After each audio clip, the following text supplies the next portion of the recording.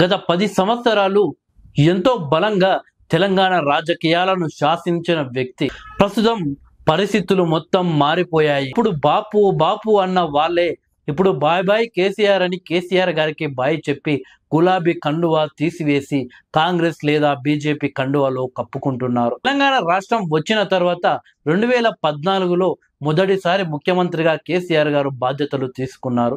ఆ సమయంలో కేసీఆర్ గారు చేసిన కొన్ని మిస్టేక్లే తనను వెంటాడుతున్నట్టు కనిపిస్తున్నాయి. తెలంగాణ ఉద్యమకారులను పక్కకు పెట్టి, తెలంగాణ కోసం పోరాడిన వ్యక్తులను పక్కకు పెట్టి, తెలంగాణ ఉద్యమానికి వ్యతిరేకంగా పనిచేసినటువంటి నాయకులను తెలుగుదేశం పార్టీ నుండి తీసుకువచ్చి కాంగ్రెస్ పార్టీలో చేర్చుకొని వాళ్లకు మంత్రి పదవులు ఇవ్వడం జరిగింది. ఇక 2019లో కూడా అప్పుడైనా సరే తెలుగుదేశం పార్టీలో నాయకుల్ని తీసుకువచ్చాము, ఇక వద్దు మన పార్టీ బలంగానే ఉంది అని అనుకోకుండా తిరిగి కాంగ్రెస్ పార్టీని కూడా తెలంగాణలో లేకుండా చేయాలి అని అనుకున్నాడు కేసీఆర్ గారు. కాంగ్రెస్ పార్టీలో ఉన్న ఎమ్మెల్యేలను కూడా బీఆర్ఎస్ పార్టీలో చేర్చుకొని వాళ్లకు గులాబీ కండువా కప్పుకున్నారు. కారులో ఎన్ని సీట్లు ఉన్నాయో అంతమంది ప్రయాణం చేస్తే బాగుంటుంది, కానీ అంతకు మించి కారులో ఎక్కితే ఏమవుతుంది, కారు టైర్లు పంక్చర్ కావడం లేదా కారు పనికి రాకుండా పోవడం అవుతుంది. ఇప్పుడు 2024లో అదే జరిగిపోయింది. బీఆర్ఎస్ పార్టీలో అంతమంది లీడర్లు ఉన్నా కానీ, హేమీ లాంటి నాయకులు ఉన్నా కానీ ఆ పార్టీ ఓడిపోవడం జరిగింది. ఓడిపోయిన తర్వాత ఆ పార్టీలో ఎవరు మిగలడం లేదు.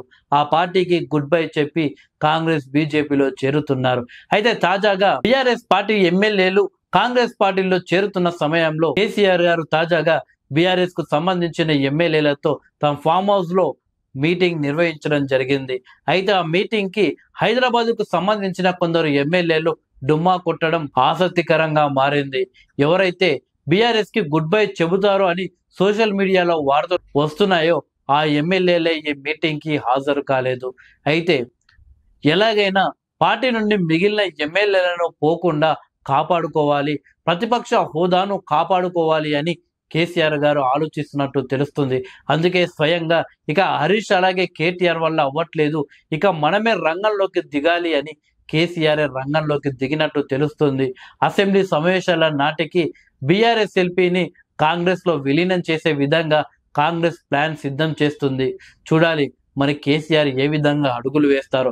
ఇప్పటికే బీఆర్ఎస్ పోయిన నాయకులకు సంబంధించి పోయినోడు పోని, ఉండేవాడు ఉండని, కష్టకాలంలో మనతో ఉండే వాళ్ళే మనోళ్ళు, పోయిన వాళ్ళని ఎప్పటికీ గుర్తు పెట్టుకుందాం, మనం మళ్ళీ అధికారంలోకి వస్తాం, పోయిన వాళ్ళకు గుడ్ బై అని కేసీఆర్ చెబుతున్నట్లు తెలుస్తుంది.